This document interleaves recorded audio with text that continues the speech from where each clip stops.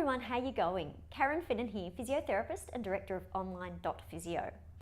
So I've been doing a lot of musing lately about the developing role of AI or artificial intelligence in diagnostics for health professions.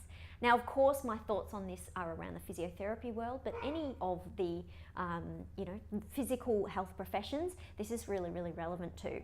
So the great Rob Vining, and also I've been chatting with Bryce Fink, both physios who are excelling in the digital tech and health space, have planted some great seeds of thought in my mind, and so I thought I would share them with you. So at the moment, we obviously go through our subjective questioning process and put clues together to help to diagnose somebody's injury or condition. So with the development of these artificially intelligent computers, that will eventually take over that role. So how close is this and how relevant will it be, and will it put us out of work as health professionals? Well, I think it's closer than you think. I think there's already a lot of development in this artificially intelligent diagnostic space, but we've also got to look at what will it be missing. And I think there are two main things that AI would need to accommodate in order for it to be effective.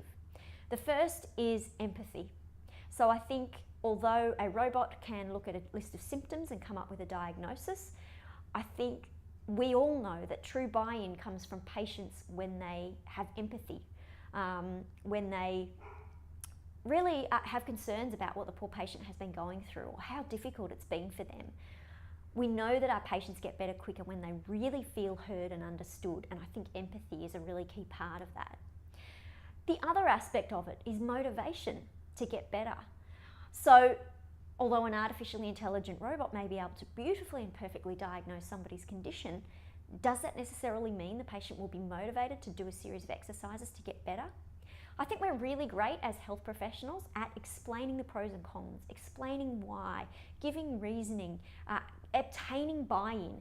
Basically, it's a sales pitch that we have to give our patients in order for them to follow through with the exercises that we want them to do. So will technology be able to do these things, empathy and create motivation? Well, possibly. I'm not going to put anything out of that picture. But will it be crucial for health professionals to be involved every step of the way? Absolutely it will, because we're the ones who can pick up what's missing. We're the ones who have that clinical gut to see when perhaps a computer has assessed things wrong.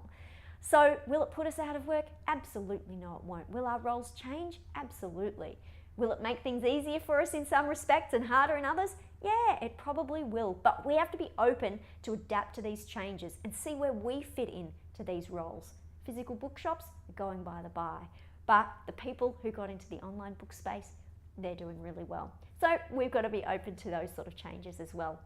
I'd love to know your thoughts, and I would love to hear or receive any links or information about people who are developing these artificially intelligent diagnostic tools, particularly for musculoskeletal, but for any of the health professionals, health professions. So if you do, let me know. Otherwise, I hope that's been thought-provoking for you. Thanks, guys. I'll speak to you next time. Bye.